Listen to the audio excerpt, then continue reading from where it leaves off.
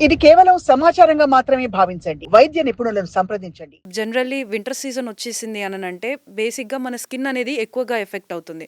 So, ఈ సీజన్‌లో మన స్కిన్‌ని హెల్తీగా ఉంచుకోవడం కోసం ఏ స్టెప్స్ ఫాలో అయితే బెటర్ అంటారు? నార్మల్‌గా స్కిన్ నార్మల్‌గా ఉంటే వింటర్‌లో పెద్ద ప్రాబ్లమ్ ఏమి ఉండదండి. యాక్చువల్‌గా కొంతమందికి కొన్ని రకాల జబ్బులుంటాయి.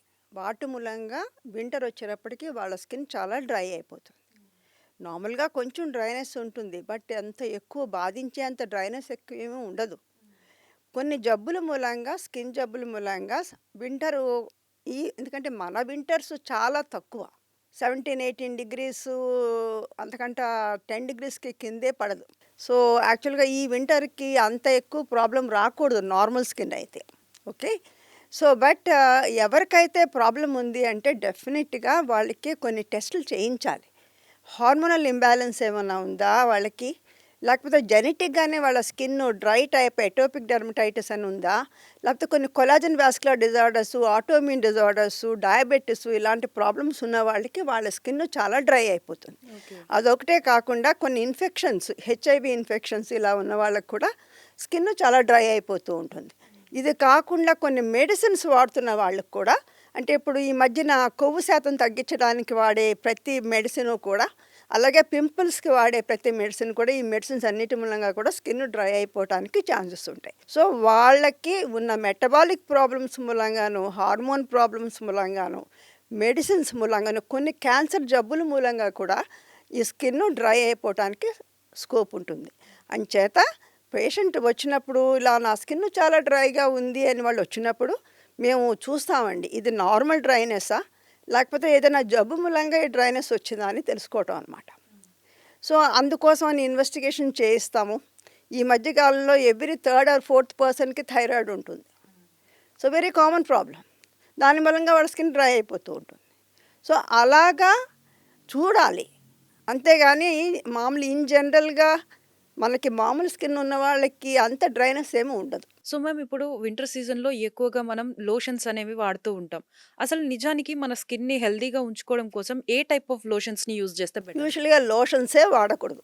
Okay. Do you know what is the difference between lotion, cream and ointment? That you should know. So, ointment అంటే more oil in water. Okay. Whereas cream అంటే it is balanced. Oil and water is balanced. Lotion అంటే more water, less oil. So, వింటర్లో lotions వాడకూడదు. Should use ointment based, especially dry skin ఉన్న వాళ్ళకి. So, A type of ointments వాడితే better అంటారు ma'am? దీంట్లో ఈ మధ్య కాలంలో కొంచెం డ్రై స్కిన్ మామూలుగా ఉన్న వాళ్ళకి నార్మల్ రెగ్యులర్ మాయిశ్చరైజర్స్ సరిపోతాయి. బట్ డిసీజెస్ ఉన్న వాళ్ళకి, చిన్నపిల్లల్లో కూడా వస్తుంది డ్రై స్కిన్ అదంతా. వాళ్ళకి congenital disorders like ichthyosis, atopic dermatitis అలాంటివన్నీ ఉంటాయన్నమాట. సో, వీళ్ళందరికీ కూడా స్పెషల్ సోప్స్, స్పెషల్ క్రీమ్స్ అవన్నీ మేము ప్రిస్క్రైబ్ చేస్తుంటాం. సో, బేసిక్గా క్రీమ్స్లో వాళ్ళకి గ్లిజరీను, సెటైల్ ఆల్కహాలు, అలాగే షియా బటర్స్, రకరకాల బటర్స్, ఆ తర్వాత సెరమైడ్స్, ఇవన్నీ ఉన్న క్రీమ్స్ వాళ్ళకి రాస్తాం. Not all people, it is especially వాళ్ళ కోసం.